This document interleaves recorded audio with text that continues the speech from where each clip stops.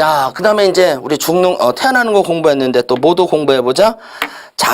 자살에 대해서 한번 공부해 보도록 하겠습니다. 자, 종교적 근거에서 이제 유교인데, 유교에서는 우리 효의 시작으로 뭐를 공부하냐면 회, 상을 공부합니다. 부모님이 만든 몸에 상처를 내면 안 돼요. 근데 상처 중에 가장 큰 상처가 뭐겠니? 죽음이라는 거겠지. 그래서 부모님보다 먼저 죽는 것이 가장 큰 뭐에 해당된다? 불효에 해당된다. 이것이 유교의 입장이고, 자, 불교에서는 생명 존중 사상이 있고요. 생의 개념이 있어요. 자, 그래서 여기서도 자살 반대. 자, 그리스도교에서도 하나님이 주신 몸을 함부로 이렇게 기스내면 안 되겠지. 이것도 뭐로 들어간다? 자살 반대로 들어간다. 자, 그 다음에 사상적 근거로 자연법. 그냥 논리상 보겠죠. 죽음은 자연법에 뭐 된다고 바라보는 거다? 위배된다고 바라보는 것. 그 다음에 칸트는 인간을 수단이 아닌 목적으로 대해야 되는데 자신의 생명을 고통에서 벗어나기 위한 뭐로 되었다? 수단으로 되었다. 그래서 안 된다. 쇼펜하우는 죽음을 일종의 회피의 과정으로 보았다. 요 정도만 알고 계시고 수능에선 좀 내기는 힘들어요. 왜냐하면 이런 것들은 좀 민감하기 때문에 내기는 힘들고 칸트 거 한번 읽어보도록 하겠습니다. 우리는 자기 자신을 포함하여 모든 인간을 수단이 아닌 목적으로 대해야 하고 싶은 것들을 보편 타당한 법칙에 부합하도록 해야 한다. 그런데 자살은 고통을 벗어나게 자신의 생명과 인격을 뭐로 삼은 거니? 수단. 뭐로 삼은 거다? 수단. 자, 수단으로 삼는 행위이므로 보편 타당하지 않다. 따라서 칸트에 따르면 자살은 자율적 인간으로서 가지는 의무를 뭐하는 행위? 의무의 위반. 자살 반대. 자, 그 다음에 이제 뭐로 가자? 안락사. 자, 안락사 보도록 벌써 죽는 것 또 하네. 자, 뭐 예를 들어서 이제 불치병 같은 경우 이제 인위적으로 이제 생명을 단축하는 건데 안락사를 구분하면 이렇게 환자의 동의 여부에 따라서 자발적 안락사, 반자발적 안락사, 비자발적 안락사. 시술 행위의 적극성 여부에 따라서 소극적 안락사, 적극적 안락사로 나눠진다.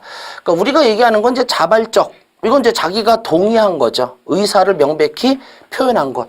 자, 반과 비라는 건 잘 알아야 돼. 이거는 자기가 반대했는데, 반대했는데 안락사를 하는 거. 이런 거는 거의 이거는 안락사가 아니라 일종의 무슨 행위에 해당될까? 살인행위겠지? 이거 살인이라는 표현보다 우리 사형 집행에서 이렇게 강제로 약물을 주입하는 것, 그런 걸 반자발적 안락사로 보시면 됩니다. 자, 그 다음에 비자발적 안락사라고 있는데요. 비자발적 안락사라는 건 뇌사자를 생각하면 돼요. 우리 뇌사는 그 사람이 안락사를 원하는지 원하지 않는지를 알 수가 없지. 하지만 또 이럴 때 어떻게 판단해야 되느냐. 요게 이제 동의 여부고, 시술행위에 따라서 소극적 안락사라는 건 그냥 이렇게 산소호흡기를 똑 떼는 거예요. 그러니까 강제적으로 약을 주입하는 것이 아니지. 그러니까 우리나라에선 헌법입니다. 우리가 중요한 사회적 쟁점으로 따지는 것은 적극적 안락사예요. 즉, 이 불치병이나 이런 걸로 괴로워하고 앞으로 살아도 5달, 6달밖에 살지 못하는데 그때까지 계속 고통스러워하며 죽음을 기다리는 것이 나은지 아니면은 안락사, 적극적 안락사가 타당한지 거기에 대한 어떤 쟁점이죠. 자, 인위적으로 생명을 단축하는 것으로 현재 우리나라에서 뭐다? 불법이다. 자, 이런 것이 주로 부딪힐 때 죽을 권리 이런 식으로 말하면 안락사에 대한 찬성이고 또 생명을 존중해야 된다 이런 식의 판단을 내리면 안락사에 대한 반대일 것입니다. 이런 거 안락사를 할 때 하더라도요, 우리가 죽여주세요. 응? 그건 아니고요. 환자가 지속적으로 요구해야 되고요.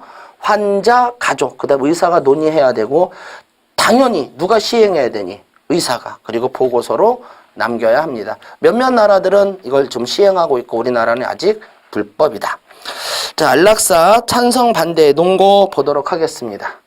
인간은 자기 자신의 신체, 생명, 죽음에 대한 권리. 여기도 나왔네. 뭐에 대한 권리? 죽음. 이렇게 들어가면 무슨 논거니? 찬성이죠? 치유 불가능한 환자에 대한 과다한 경비를 사용하는 것은 환자 가족에게 경제적으로 큰 부담. 이것도 한번 밑줄 그어주시고 무슨 관점? 공리주의적 관점. 찬성. 환자 본인에게 심리적, 신체적 고통을 주는 것이기 때문에 사회 전체의 이익에 최대 다수의 최대 행복. 그러므로 부합하지 않는다. 이것도 일종의 무슨 뭐 찬성론이지. 그러니까 안락사를 반대하는 것에 대한 반대니까 찬성론입니다. 공리주의 관점에서. 죽음은 인간이 선택할 수 없는 문제이다. 선택할 수 없다. 이거니까 뭐냐? 안락사 반대. 인간의 죽음을 인위적으로 앞당기는 행위는 자연의 질서에 어긋날 뿐만 아니라 이건 자연법의 논리로 가야겠네. 생명의 존엄을 훼손하는 일이며 어떠한 경우도 지켜야 한다. 그래서 자연법의 논리 나왔고요. 의무론적 관점에서는 주로 반대의 논거일 것이다. 자, 안락사의 찬성과 반대 다시 또 짧게 해보겠습니다. 품이 죽음에 대한 자기 결정권을 인정하면 찬성. 품위 있게 죽을 권리. 찬성이겠죠? 가족의 고통을 경감시키자. 찬성이겠죠? 생명은 선택의 대상이 아니다. 반대에 놓은 거겠지? 기적이 일어날 수도 있다. 반대죠?